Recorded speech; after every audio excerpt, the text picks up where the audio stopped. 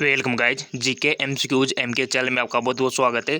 Subscribe कीजिए GK MCQs MK channel को और पाइए रोजाना मल्टीपल चॉइस क्वेश्चन जो कि आपके एंट्रेंस एग्जाम और कंपटीशन एग्जाम दोनों के लिए बहुत ही ज़्यादा इंपॉर्टेंट है। सो गाइज आज हम डिस्कस करने वाले हैं फिजिक्स के यानी कि भौतिक विज्ञान के मल्टीपल चॉइस क्वेश्चन। आप बहुत सारे के कमेंट आ रहे थे कि सर फिजिक्स के प्रोवाइड कराइए एमसीक्यूज। ठीक है, तो चलिए डिस्कस कर लेते हैं। पहला क्वेश्चन है, ऊष्मागतिकी के प्रथम नियम में संरक्षित होता है। क्या संरक्षित होता है? संवेग, ऊर्जा, ऊर्जा और संवेग दोनों, इनमें से कोई नहीं। ऊष्मागतिकी के प्रथम नियम में संरक्षित होता है। आपको वन ऑप्शन सेलेक्ट कर लेना है।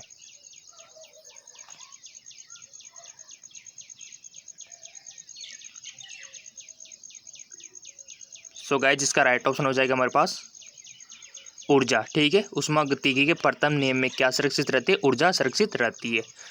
चलते हैं नेक्स्ट क्वेश्चन की ओर। अगला है हमारा, निम्नलिखित द्रवों में कौन सा ऊष्मा का बहुत अच्छा चालक है? आपके सामने ऑप्शन है इत्र, बेंजीन, पारा, पानी। वन ऑप्शन आपको सेलेक्ट करना है। 5 सेकंड का टाइम है।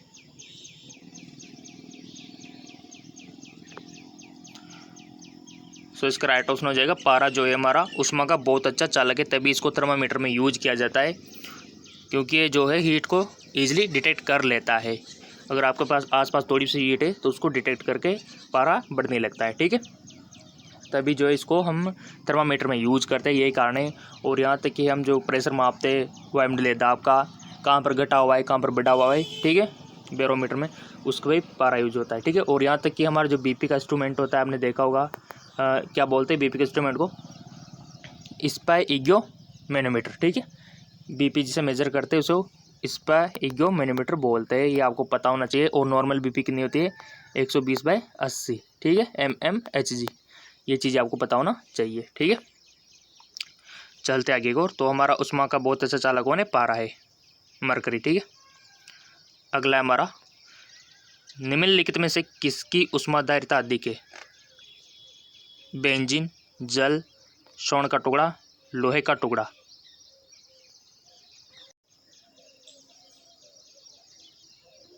सो इसका राइट ऑप्शन हो जाएगा जल, जिसकी ऊष्माधारिता क्या है? अधिक है। ठीक है, चलते आगे और।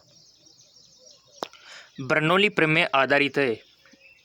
11th में आपने पढ़ा होगा एनसीईआरटी में बर्नौली के बारे में।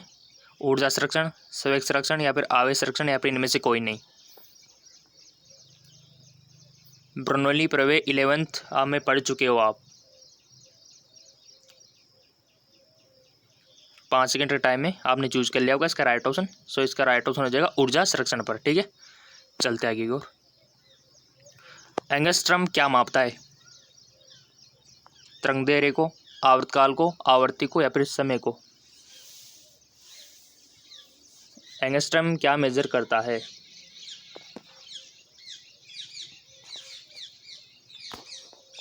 सो इसका राइट ऑप्शन हो जाएगा हमारे सामने तरंगदैर्घ्य को मेजर करता है एंगस्ट्रम।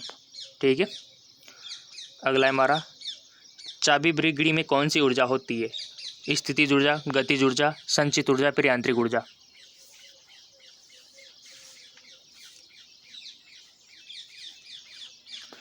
सो इसका राइट ऑप्शन हो जाएगा हमारे सामने स्थितिज ऊर्जा, क्योंकि इसमें क्या होता है? स्प्रिंग होती है। ठीक है, और स्प्रिंग में क्या होती है? स्थितिज ऊर्जा होती है। ठीक है, अगर मान लो कोई भी विषय वस्तु या फिर कोई भी वहाँ कोई भी गति कर रहा है तो उसमें क्या होता है? गतिज ऊर्जा होती है। ठीक है, कोई भी मैटर अगर गति कर रहा है तो उसमें गतिज ऊर्जा होती है। ठीक है, यांत्रिक ऊर्जा क्या बोल सकते हो आप?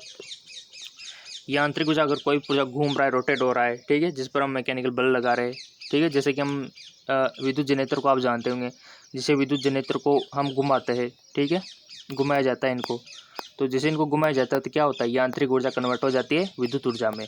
ठीक है, और जैसे आपने पंखा देखा होगा, छत का पंखा, कोई सा पंखा हो गया, कूलर हो गया, जैसे इसमें इलेक्ट्रिसिटी हम डालते हैं यानी विद्युत धारा प्रवाहित करते हैं तो घूमने लगता है, तो विद्युत ऊर्जा किसमें कन्वर्ट हो जाती है? यांत्रिक ऊर्जा में। ठीक है, चलते आगे की ओर।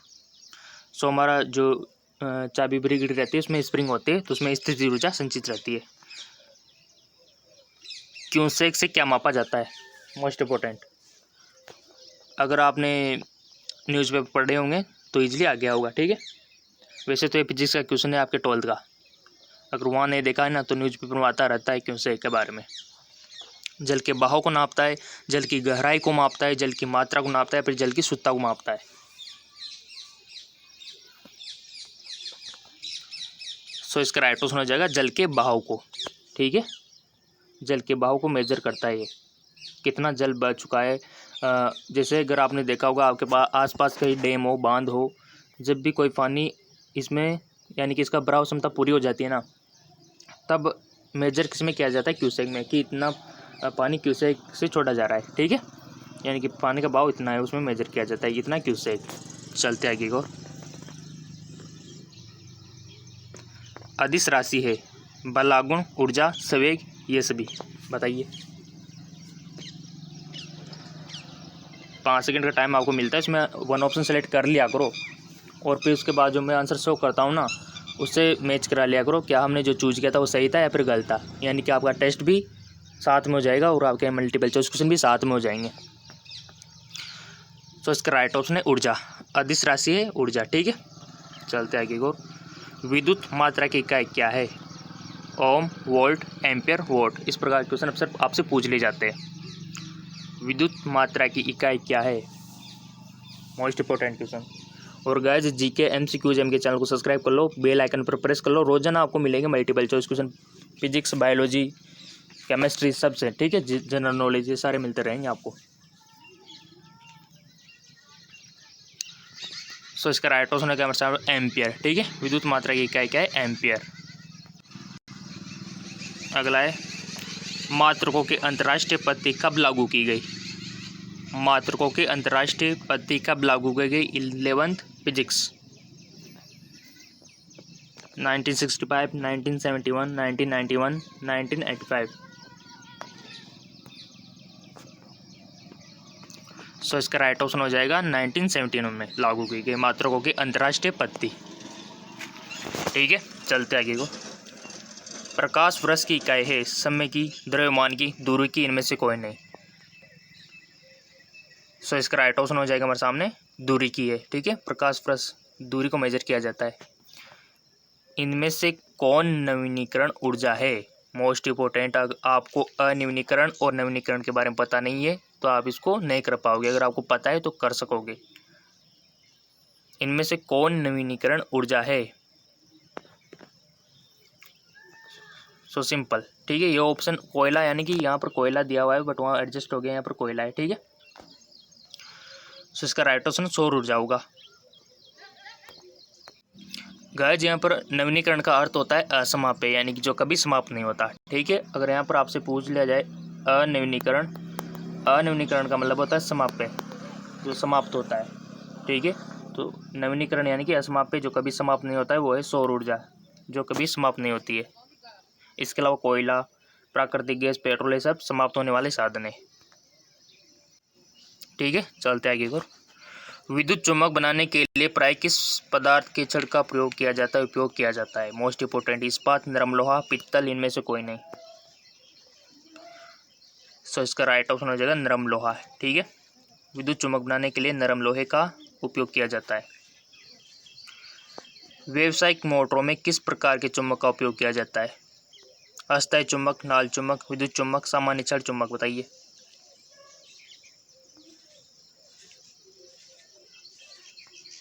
सो इसका राइट ऑप्शन हो जाएगा विद्युत चुम्बक का। चलते आगे को, वास्तविक सूर्यास्त और आभासी सूर्यास्त के बीच लगभग कितने समय का अंतर होता है, गैप होता है, 2 minute, 1 minute, 4 minute, 3 minute. So guys ये 12th एनसीईआरटी से पूछा गया क्वेश्चन है, इजीली आपको आना चाहिए और आपने चूज भी कर लिया होगा, आई होप। इसका राइट ऑप्शन हो जाएगा 2 मिनट। ठीक है, वास्तविक सूर्यास्त और सूर्योदय, यानी कि आपने देखा होगा सूर्य, जो वास्तविक में जो सूर्य उदय होता है उससे पहले हमको दिखाई देता है, और जो सूर्यास्त होता है उसके बाद तक भी हमको दिखाई देता है, 2 मिनट का गैप होता है इसमें। ठीक है, अगला है, मानव नेत्र में जो बिंदु प्रकाश के लिए बिल्कुल सुग्राह्य नहीं रहता है उसे क्या कहते हैं, मानव नेत्र में जो बिंदु प्रकाश के लिए बिल्कुल सुग्राह्य नहीं रहता है नहीं रहता होता है उसे क्या कहते हैं? तो पीध बिंदु, अंध बिंदु, निकट बिंदु या फिर दूर बिंदु। 5 सेकंड का टाइम है, वन ऑप्शन सेलेक्ट कर लीजिए आप। सो इसका राइट ऑप्शन होगा अंध बिंदु बोलते हैं उसको। ठीक है, चलते आगे को। तेज प्रकाश में पुतली का आकार कैसा हो जाता है? तेज प्रकाश में बड़ा, छोटा, कोई परिवर्तन इनमें से कोई नहीं। सो सिंपल, ये तो बहुत सिंपल क्वेश्चन है। सो इसका राइट ऑप्शन हो जाएगा छोटा हो जाता है। ठीक है, आपने देखा होगा जब आप बाहर से तेज़ धूप से किसी कमरे में जाते हो ना, तो आपको कमरे में कुछ देर तक के लिए कुछ भी नहीं दिखाई देता, कुछ भी नहीं। ठीक है, क्योंकि आपकी पुतले का साइज़ क्या हो गया? छोटा हो गया। इसलिए आप धूप में से आए हो, उस टाइम पे बड़ा था, लेकिन जब से आप अंदर आए, जैसे उस टाइम पे छोटा हो गया था। जैसे आप धूप में थे ना, तो आपकी पुतले का साइज छोटा हो गया था, और जैसे आप कमरे में गए तो पुतले का साइज छोटा है, तो आपको क्या दिखाई देगा? कुछ नहीं। तो थोड़ी देर आप कमरे में अंदर रहोगे तो आपके पुतले का साइज ऑटोमेटिकली बढ़ने लगेगा। ठीक है, चलते आगे को। कौन सा रंग है जिसको खतरे के सिग्नल में उपयोग किया जाता है? सो सिंपल, रेड कलर, लाल रंग। ठीक है, चलते आगे। सामान्य मानव नेत्र का दूर बिंदु होता है 25 सेंटीमीटर, अनंत पर 25 mm पर, या फिर 25 मीटर होता है? बताइए।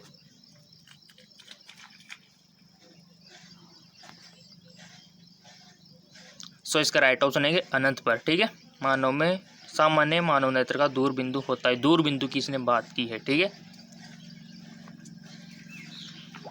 अगर निकट बिंदु की बात करता तो क्या आंसर होता है, ये आपको पता है। ठीक है, 25 सेंटीमीटर, लेकिन इन्होंने उल्टा पूछ लिया कि दूर बिंदु होता है तो इन्फिनाइट जाएगा। ठीक है, विद्युत बल्ब का फिलामेंट होता है, विद्युत बल्ब का फिलामेंट होता है तांबे का बना होता है, प्लेटिनियम का, टंगस्टन का, इनमें में से कोई नहीं। चूज के लिया होगा आपने, इसका राइट ऑप्शन हो जाएगा टंगस्टन का। ठीक है, चलते आगे हो। नेत्र लेंस में समायोजन की क्रिया होती है आयरिस द्वारा, नेत्र लेंस द्वारा, सिलेरी पेशियों द्वारा, कॉर्निया द्वारा। नेत्र लेंस में समायोजन क्रिया किसके थ्रू होती है? चूज के लिया होगा आपने, इसका राइट ऑप्शन है हमारे सामने सिलेरी पेशियों द्वारा होता है गाइज। ठीक है, सिलेरी पेशियाँ होता है मेरे आइज में, जो कि नेत्र लेंस का समायोजन कर सकती है। ठीक है, उनको एडजस्ट कर सकती है सिलेरी पेशियाँ। ठीक है, याद रह जाएगा गाइज। आप चाहे तो इनको अपने पास अगर कोई भी नोट्स हो ना, जो आपको लगे कि इनको लिख लेना चाहिए, उन क्वेश्चन को अगर आप लिख लोगे ना तो आपका ही फ़ायदा है, ताकि आप इंट्रेंस एग्ज़ाम देने जाओ उससे पहले पढ़ सको। ठीक है, तो आप लिख सकते हो वीडियो को पॉज करके, कोई दिक्कत वाली बात नहीं है। ठीक है, चलते आगे को। अगर आपको लगता है कि बार बार वीडियो देख लेंगे तो कोई दिक्कत वाली बात ही नहीं है। अगर आप 2-3 बार वैसे वीडियो देख लेंगे ना तो ऐसे याद हो जाएंगे आपको। 2-3 बार में तो कंफर्म है कि आपको हो ही जाएंगे, लिखने की जरूरत ही नहीं है फिर तो। टॉर्च से किस प्रकार के प्रकाश पुंज की प्राप्ति होती है? समांतर प्रकाश पुंज, संतृप्त या फिर असंतृप्त, सभी कथन सत्य है? बताइए। सो इसका राइट ऑप्शन हो जाएगा संतृप्त प्रकाश पुंज की। चलते। सोलर कुकर में प्रयोग किए जाते हैं कौन सा दर्पण सोलर कूलर में प्रयोग किया जाता है? दिमाग लगा के बताना है। अवतल, उत्तल, समतल, या इनमें से कोई नहीं।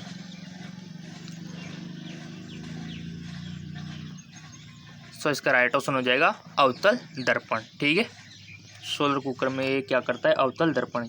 सूर्य से मान लो कोई भी प्रकाश आएगा, ठीक है, दर्पण कौन सा है हमारे सामने? अवतल तो इस प्रकार का होता है, ठीक है, अवतल दर्पण। लेकिन हमारे पास उत्तल दर्पण है जी। ठीक है, तो उत्तल दर्पण के बारे में आपको पता ही होगा। और आपको पता है कि वाहनों में किस प्रकार के दर्पण यूज किए जाते हैं? बताइए। वाहनों में जो यूज किए जाते हैं वो उत्तल दर्पण यूज किए जाते हैं। ठीक है, जिसमें प्रतिबिंब क्या बनता है? छोटा बनता है, ताकि सारा एरिया दिखाई दे ड्राइवर को। चलते आगे को। और प्रकाश को कलेक्ट करने के लिए अवतल दर्पण यहाँ पर यूज किया गया है सौर ऊर्जा में। ठीक है, सौर कुकर में। ठीक है, चलते आगे को। उत्तल लेंस की क्षमता होती है धनात्मक। ठीक है, उत्तल लेंस की क्षमता क्या होती है? धनात्मक। चलते आगे को।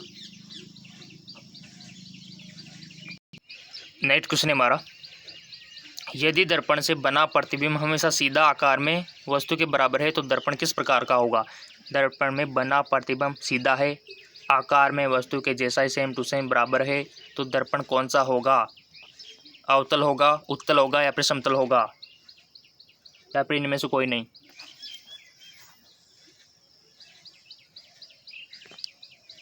तो इसका राइट ऑप्शन हो जाएगा समतल दर्पण है। ठीक है, चलते आगे को। प्रकाश के परावर्तन के नियम के अनुसार आपतन कोण परावर्तन कोण से बड़ा होता है, आपतन कोण परावर्तन कोण के बराबर होता है, आपतन कोण परावर्तन कोण से छोटा होता है, सभी कथन सत्य है। वन ऑप्शन सेलेक्ट कर लिया होगा आपने। प्रकाश के परावर्तन के नियम के अनुसार सिंपल सी बात है, आपतन कोण परावर्तन कोण के बराबर होता है। ठीक है, आपने देखा होगा कि इसके जो नियम है आपको पता होना चाहिए। जैसे अगर यहाँ से इस एंगल पे डालेंगे ना तो यहाँ से काल्पनिक हम कह सकते हो तो इसी एंगल पे वो मुड़ जाती है। ठीक है, जितना कोण इधर जितना ही कोण उधर। ठीक है, ये आपको पता होना चाहिए। वास्तविक वस्तु का आभासी प्रतिबिंब बनता है, वास्तविक वस्तु का आभासी प्रतिबिंब बनता है उत्तल दर्पण में, समतल में, अवतल में, या फिर इनमें से कोई नहीं। वास्तविक वस्तु का आभासी प्रतिबिंब कहाँ बनता है, कौन से दर्पण में बनता है? चूज के लिया होगा, इसका राइट ऑप्शन हो जाएगा समतल दर्पण से। ठीक है, चलते आगे को। सूर्योदय और सूर्यास्त के समय सूर्य का गोल दिखता है, गोलाकार, घनाकार, अंडाकार, बताइए। सूर्योदय और सूर्यास्त के समय सूर्य दिखता है, किस प्रकार का दिखता है? गोलाकार दिखता है, घनाकार दिखता है, अंडाकार दिखता है, चपटा दिखता है? देखा होगा आपने, बता सकते हो। सो इसका राइट ऑप्शन हो जाएगा चपटा। ठीक है, रोगियों के नाक, कान, गले आदि की जांच के लिए डॉक्टर प्रयोग करते हैं समतल दर्पण, उत्तल दर्पण, अवतल दर्पण, या फिर इनमें से कोई नहीं। सो गाइस इसका राइट ऑप्शन हो जाएगा अवतल दर्पण का यूज करते हैं। ठीक है, नाक, गले और आदि की जांच के लिए, ये मोस्ट इंपॉर्टेंट है।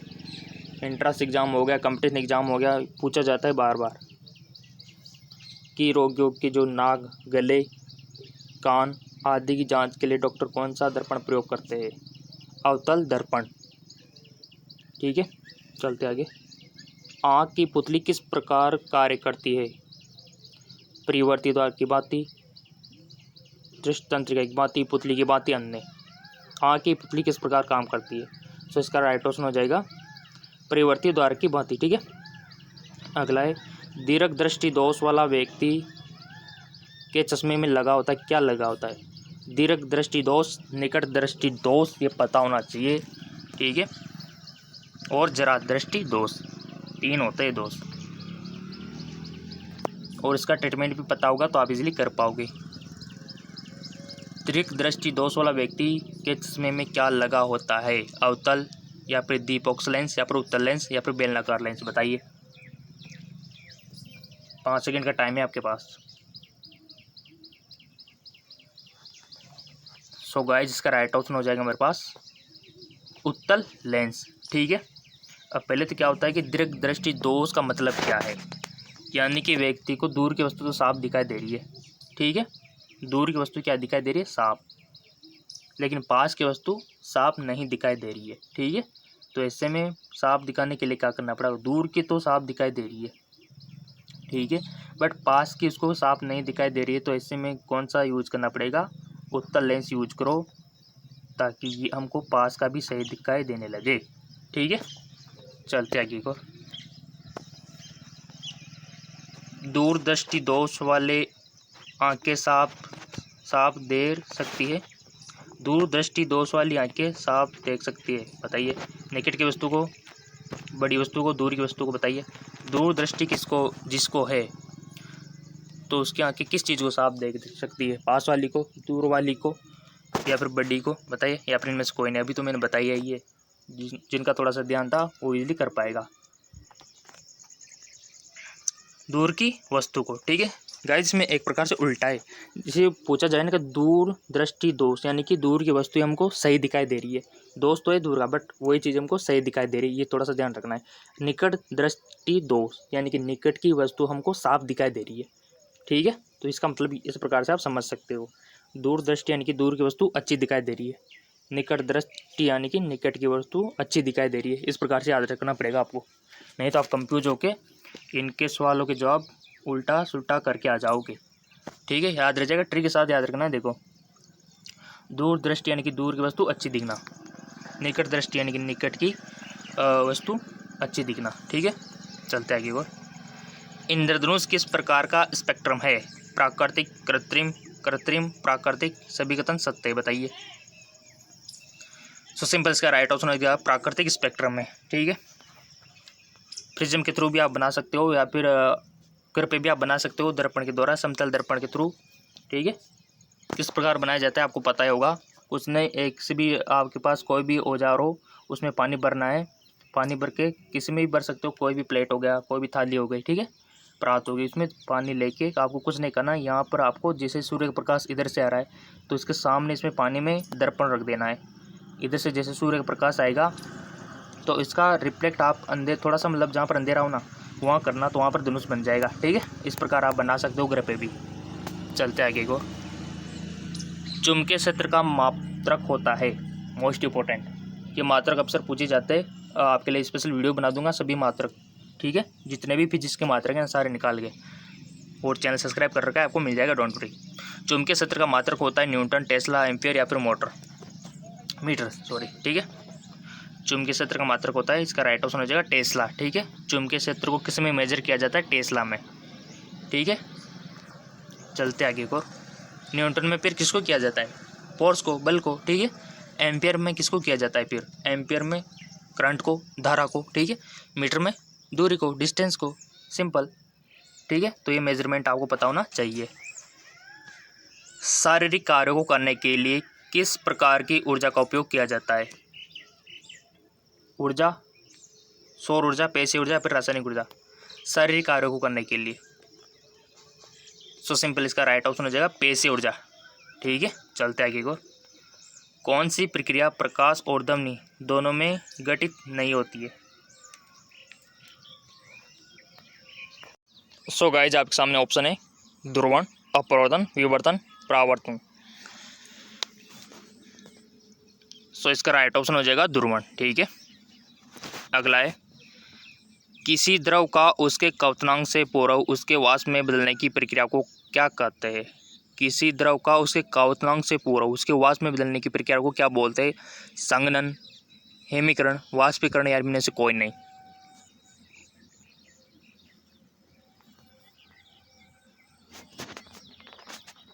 पाँच सेकंड का टाइम है, आपने चूज कर लिया होगा इसका राइट ऑप्शन। सो इसका राइट ऑप्शन हो जाएगा वाष्पीकरण। ठीक है, किसी द्रव का उसके क्वथनांक से पूर्व वाष्प में बदलना वाष्पीकरण कहलाता है। उष्मा का सबसे अच्छा चालक है, मोस्ट इंपॉर्टेंट क्वेश्चन। चांदी, तांबा, सोना, इनमें से कोई नहीं। उष्मा का जो हमारी हीट होती है उसका सबसे अच्छा चालक कौन है? सो इसका राइट ऑप्शन हो जाएगा चांदी, सिल्वर। ठीक है, सिल्वर बेस्ट चालक है। और इसका अपोजिट पूछा जाए तो, सबसे अच्छा चालक पूछा जाए तो फिर क्या करोगे आप? सो गाइज अगर आपसे पूछा जाए कि कार्बन में जैसे कि इसका उल्टा अपोजिट पूछा जाए, जैसे कि हीरा होता है ना, वो कुचालक होता है। ठीक है, चलते आगे। और नेक्स्ट क्वेश्चन है कि किसी मनुष्य के शरीर का तापक्रम होता है 65 degree, 95 degree, 98 degree, 99 degree. Normal temperature कितना होता है ह्यूमन बॉडी का, आपको पता होना चाहिए, मेडिकल स्टूडेंट। सो सिंपल 98 क्या है, डिग्री सेंटीग्रेड है या फिर फ़ारेनहाइट है, ये भी पता होना चाहिए आपको। 98.8 होता है हमारा फ़ारेनहाइट। ठीक है, अगर डिग्री सेंटीग्रेड में पूछा जाए तो 37 डिग्री सेंटीग्रेड। ठीक है, कन्वर्ट करना आना चाहिए आप फ़ारेनहाइट को डिग्री सेंटीग्रेड में, और डिग्री सेंटीग्रेड को फ़ारेनहाइट में कन्वर्ट करना आना चाहिए आपको, तभी बात बनेगी। ठीक है, और बहुत सारों को तो आता होगा, 9th की बुक में दिया हुआ है वैसे बेसिकली, डिग्री सेंटीग्रेड को फ़ारेनहाइट में और फ़ारेनहाइट को डिग्री सेंटीग्रेड में कैसे कन्वर्ट करते हैं। चलते आगे को। निम्नलिखित में से किस द्रव का घनत्व सबसे कम होता है? मरकरी का, पेट्रोल का, सब जल का, नमकीन जल का। सो इसका राइट ऑप्शन हो जाएगा पेट्रोल का, जो होता है घनत्व सबसे कम होता है। ठीक है, पेट्रोल का। आप जैसे भी देखोगे बाहर निकालते उड़ने लग जाता है ये। ठीक है, चलते आगे को। सूर्य की ऊर्जा उत्पन्न होती है ऑक्सीकरण द्वारा, नाभिक के विखंडन द्वारा। मोस्ट इंपॉर्टेंट क्वेश्चन है आयनन द्वारा, नाभिक के संलयन द्वारा। गाइज ये जो सन है, सूर्य है, ये रेगुलर आपको पता है प्रकाश प्रोवाइड कराता रहता है। ऐसा इसमें क्या हो रहा है जो हमको इतनी ऊर्जा मिल पा रही है? कौन सी क्रिया इसमें हो रही है एक्चुअली? क्या इसमें ऑक्सीकरण हो रहा है, नाभिक के विखंडन हो रहा है, आयनन हो रहा है, नाभिक के संलयन हो रहा है, ऐसा क्या हो रहा है? तो आपको राइट ऑप्शन बताना है इसका।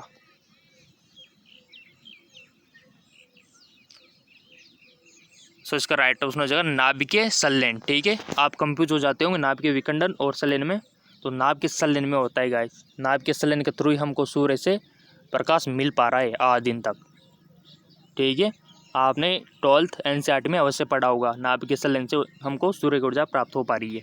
ठीक है, लिख भी सकते हो अपनी नोटबुक में, नाभिकीय संलयन से सूर्य की ऊर्जा उत्पन्न होती है। ठीक है, ताकि एंट्रेंस एग्जाम में ये क्वेश्चन आ जाए तो आप डायरेक्ट इसको टिक कर दो। चलते आगे और श्यानता की इकाई है वाइजली, पास्कल, इनमें से कोई नहीं। श्यानता आप पढ़ चुके हो 11th में।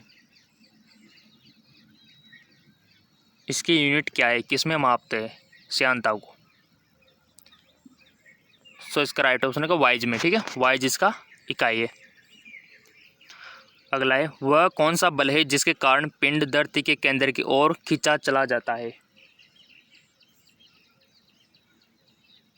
वह कौन सा बल है जिसके कारण पिंड धरती की ओर खींचा चला जाता है? द्रव्यमान है, आवेग बल है, गुरुत्वाकर्षण है, संवेग है, आपको बताना है।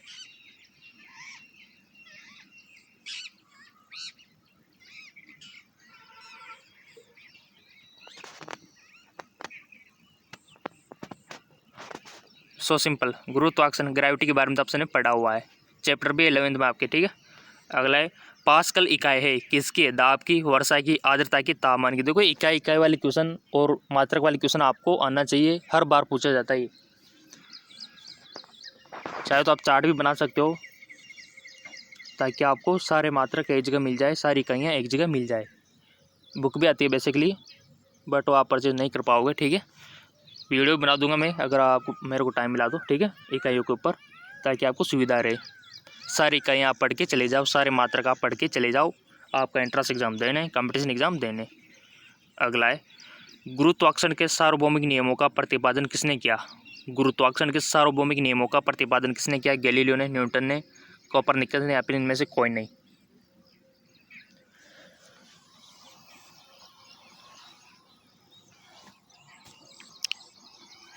सो इसका राइट ऑप्शन हो जाएगा न्यूटन ने। ठीक है, गुरुत्वाकर्षण के सार्वभौमिक नियमों का प्रतिपादन न्यूटन ने किया। अगला है, निम्नलिखित में से कौन वेक्टर मात्रा, निम्नलिखित में से कौन वेक्टर मात्रा, ऊर्जा, तापमान, बल, चाल? इसका राइट ऑप्शन हो जाएगा बल। ठीक है, खाद्य ऊर्जा को हम किस इकाई में माप सकते हैं? जूल में, कैलोरी में, अर्ग में, या फिर इनमें से कोई नहीं? बताइए, खाद्य ऊर्जा को किस में मेजर कर सकते हैं? सो इसका राइट ऑप्शन हो जाएगा कैलोरी में। ठीक है, कैलोरी में मेजर कर सकते हैं। अगला है, डेनमार्क को कहा जाता है उद्योगों का देश, जल विद्युत का देश, पवनों का देश, खनिज पदार्थों का देश? सो सिंपल, इसका राइट ऑप्शन हो जाएगा पवनों का देश, डेनमार्क। ठीक है, अगला है हमारा, मानव के वे दो महत्वपूर्ण भाग कौन है जिसमें चुंबकीय क्षेत्र उत्पन्न होना अनिवार्य है? बताइए, मोस्ट इंपोर्टेंट क्वेश्चन हो गया है। तो मानव के दो महत्वपूर्ण भाग कौन से है जिसमें चुंबकीय क्षेत्र का उत्पन्न होना अनिवार्य, कंपल्सरी है? हाथ और पैर, मांसपेशियां तथा हृदय तथा मस्तिष्क, नेत्र तथा दृक तंत्रिका है। मोस्ट इंपॉर्टेंट क्वेश्चन है, नोटबुक में नोट कर लो इसको, चाहे तो आप स्क्रीनशॉट भी ले सकते हो उसका। आई होप आपने चूज कर लिया होगा इसका राइट ऑप्शन। चेक कर लेते हैं, इसका राइट ऑप्शन होगा हृदय और मस्तिष्क, यानी कि हार्ट और ब्रेन। ठीक है, यहाँ पर चुंबकीय क्षेत्र उत्पन्न होना अनिवार्य है जिसके थ्रू ये फंक्शंस कर पाते हैं। ठीक है, चलते आगे और 50 क्वेश्चन है हमारा, किसी वस्तु का प्रतिबिंब आँख के किस भाग पर पड़ता है? वह है कॉर्निया, रेटिना, आइरिस या फिर पुतली? बताइए,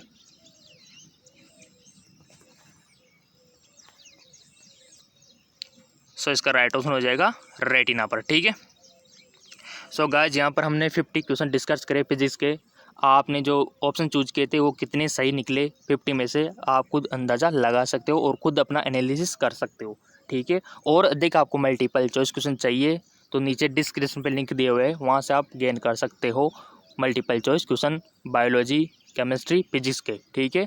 और नेक्स्ट वीडियो पाने के लिए चैनल को सब्सक्राइब करके बेल आइकन पर प्रेस रख सकते हो, ताकि जब भी नया वीडियो रोज़ाना मिलेगा, वैसे वीडियो तो आपको पता ही है रोज़ाना वीडियो मिलती है आपको मल्टीपल चॉइस क्वेश्चन की। ठीक है। तो वो आपको मिल जाएगी। तो फिलहाल जो वीडियो आपने नहीं देखा है ना, उसको देख लीजिए, लिंक नीचे डिस्क्रिप्शन में दिया हुआ है।